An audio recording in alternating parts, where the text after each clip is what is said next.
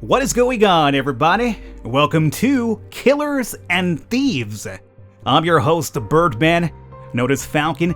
This right here is actually brought to us by the creative director, if I'm correct, of the Banner Saga. Therefore, if the art in the game is very reminiscent to the Banner Saga, just realize it happens to be the guy that was kind of like the really big inspiration behind how the Banner Saga looked. Therefore, it is what it is. But this right here is a completely different game. Here, you're kind of running your own Thieves Guild. It's kind of like a really weird guild management game, I suppose, where you actually recruit different people. They all have different abilities. You send them off to do heists, stakeouts, and all sorts of other information gathering. Really, really cool little concept of a game here. So let's get into it and show you what it's all about. Let's go into a new game here, and we'll do 5 thieves to start off with 1,000 gold. Prison terms will be 3 to 7. You can get caught, by the way, and sent to prison, so you don't want that happening too often. And stealth effectiveness we'll do at ×2. Yeah, sure, why not? Let's ready it up here. Somewhere in Greypool.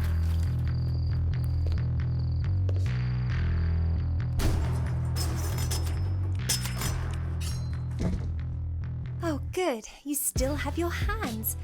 The fox hearts have a nasty habit of removing those. We'll need them. I run a business for killers and thieves, and what we could really use is some experienced help. Considering I saved your life, you owe me. How do you feel about revenge?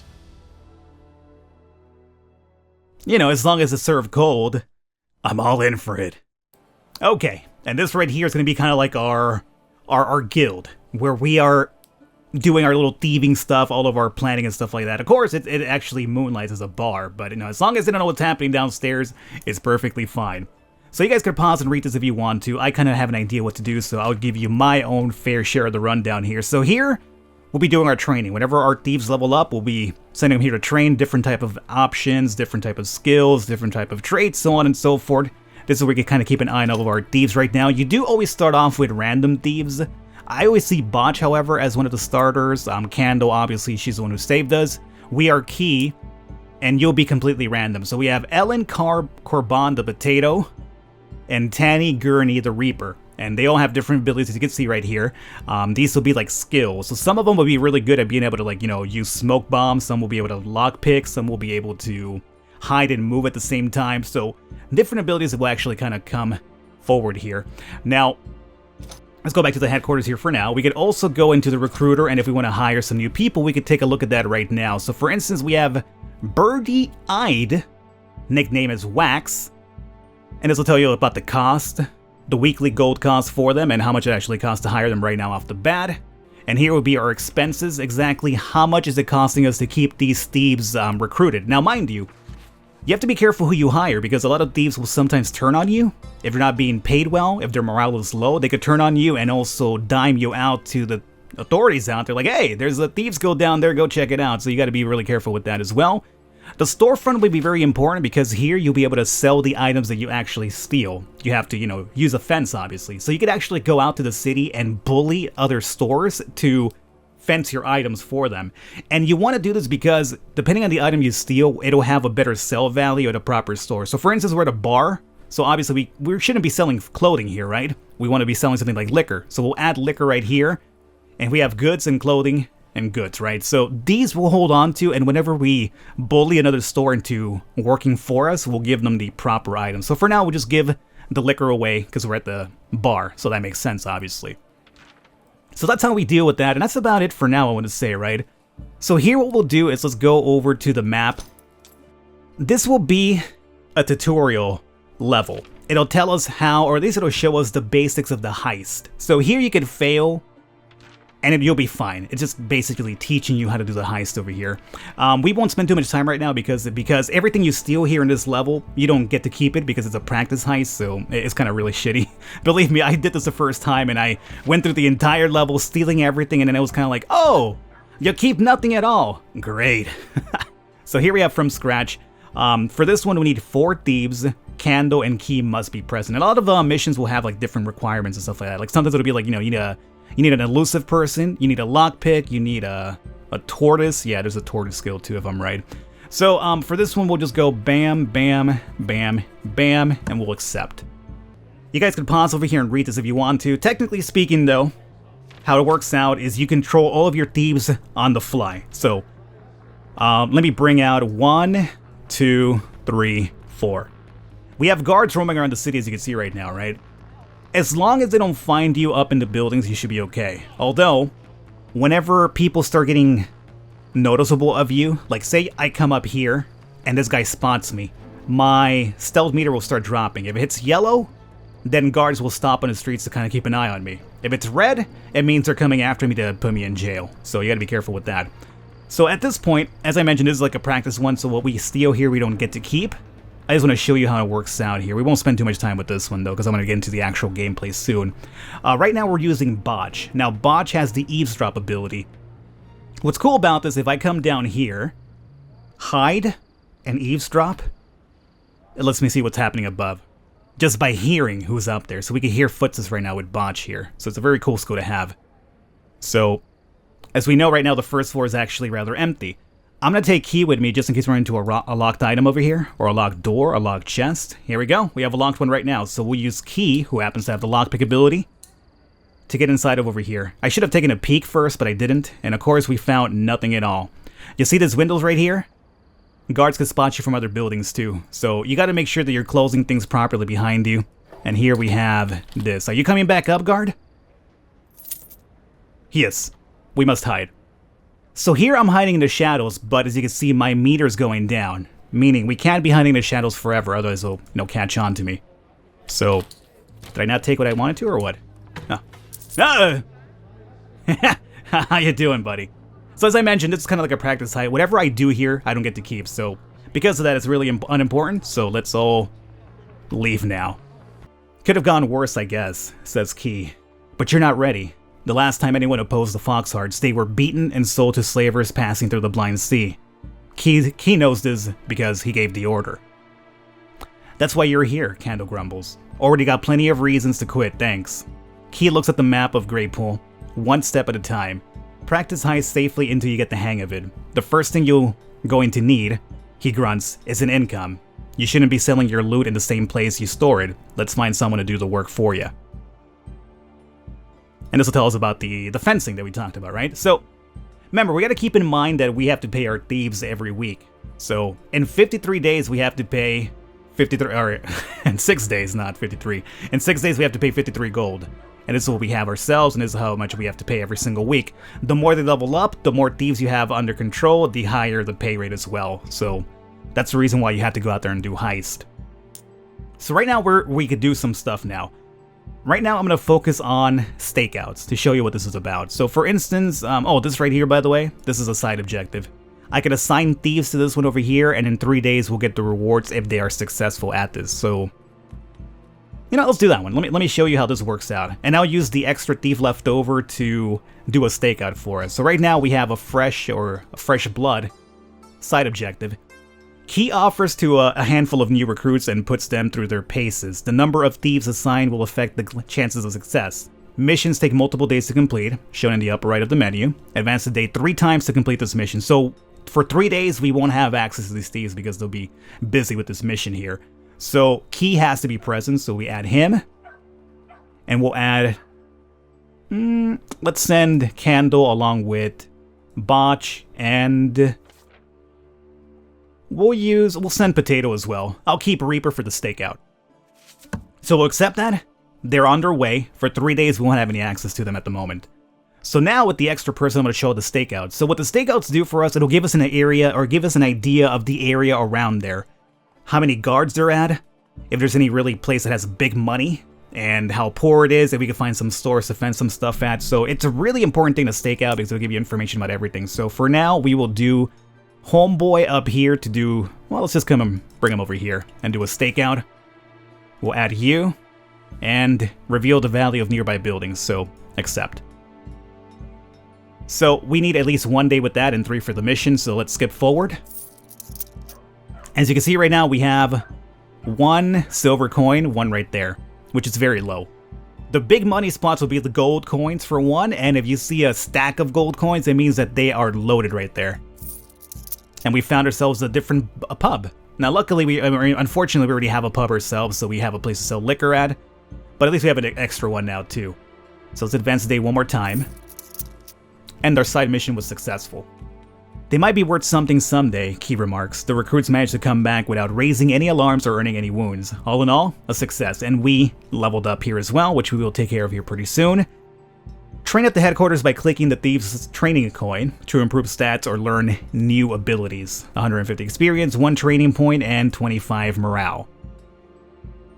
And as I mentioned, when you level up, you send them to the training area, and that's where you get to choose whether you want them to learn, or at least level up strength, skill, stealth, or save those points up to learn a new ability as well. That being said, let's find out about this area here that we uncovered. We have the tavern. And oh, this isn't a place we can sell items at. What the taverns will be for are for morale. So if your people's morale is kind of low, you can send them out here a couple of days to just kind of drink it up. And it'll raise their morale back up. But there's also a downside where they get too crazy. They might wind up in jail too. So you kind of have to manage how you're going to be doing that one here. And you could also recruit other thieves from there as well. That being said, as you can see, this area right here is very poor. And that's to be expected. The first city is going to be always poor, so you really can't do much about that. Now, the guards running around over here will tell you where they're at in the city most of the time, so normally speaking, you want to do heist away from them, because if you do a heist like in the middle of here, that area is going to be completely packed with guards for that time, which is going to be very annoying for you to actually get anything done. So let's do another stakeout right here. I want to find another store to show you the fencing option as well. Let's send Potato over here for now. And we'll skip forward a day now? Now we will, okay. Found nothing at all, okay. What if we come up here and do a stakeout with, Botch as well? As a matter of fact, I think we're done with Reaper. We should move Reaper down here or something. Reaper! Buddy! Abandon that one. Stakeout. Oh, we need to give him a day to come back, though. I'm really hoping for a store here. This is going to be the guard safe house, so that's not something we want to mess around with right now. But let's do one more stakeout with our boy Reaper. Skip forward. And no. Again, right now I'm skipping forward and we are going through our budget, right? So that was the first payment of 53, so we dropped from 1,000 to 947. We haven't made any money because we haven't actually fenced anything yet, but I can't find a store, which is a bit of a bummer. I wanted to show off the fencing feature. Oh well. Let's do a heist then, and show you how it really goes down without the practice one involved. So, everything over here is poor, so we're not going to find too much money, but it does seem that the guards are down here, so we might have a better time heisting from up here. So let's do heist over here. Oh, actually, wait, before we do that, we need our thieves back, right? So abandon, abandon, and abandon. Skip forward. And this will be it. So heist right here. And we'll obviously take Key because he can lockpick, very important for us. Candle, she could carry a lot of items back because she has high strength, so I'll use her.